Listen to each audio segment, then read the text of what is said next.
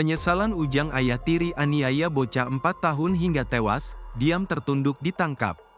Penyesalan Mulyadi alias Ujang, ayah yang aniaya bocah 4 tahun di Cicalengka hingga tewas. Bahkan pria berperawakan kurus dengan rambut ikal ini hanya bisa tertunduk, dengan menggunakan pakaian tahanan, tanpa alas kaki, dan tangan diborgol, saat digiring para petugas polisi.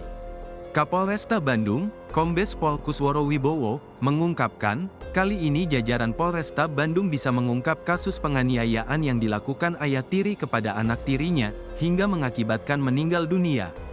Menurut penjelasan Kusworo saat itu ibu korban, Yuni Trisnawati, atau istri tersangka ini melaporkan, pada tanggal 5 April tahun 2024, dalam laporan tersebut diketahui bahwa kejadian tanggal 4 April tahun 2024.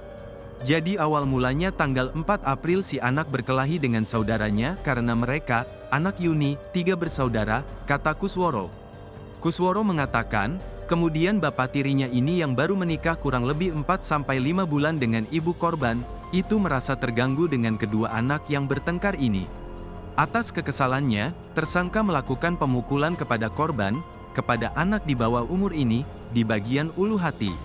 Anak ini sampai terjungkal dan atas perbuatannya tersebut si anak muntah-muntah, ujar dia.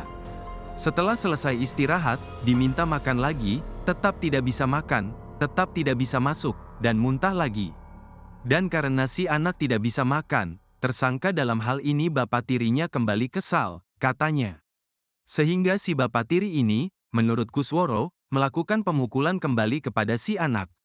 Pada akhirnya, kata Kusworo, oleh sang ibu anak-anaknya dibawa pergi, dengan tujuannya pulang ke Purwakarta.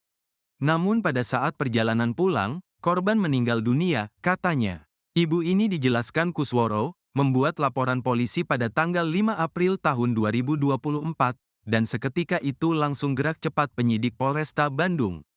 Kusworo memaparkan, atas perbuatannya, tersangka dijerat dengan pasal 80 Undang-Undang Perlindungan Anak dengan ancaman hukuman 15 tahun pidana penjara, dan dilapisi dengan Undang-Undang KDRT dengan ancaman hukuman 15 tahun pidana penjara. Lalu dilapisi lagi dengan pasal 351 ayat 3, yaitu penganiayaan yang mengakibatkan korban meninggal dunia, dengan ancaman hukuman 7 tahun pidana penjara, ucapnya. Download Tribun X sekarang, menghadirkan lokal menjadi Indonesia.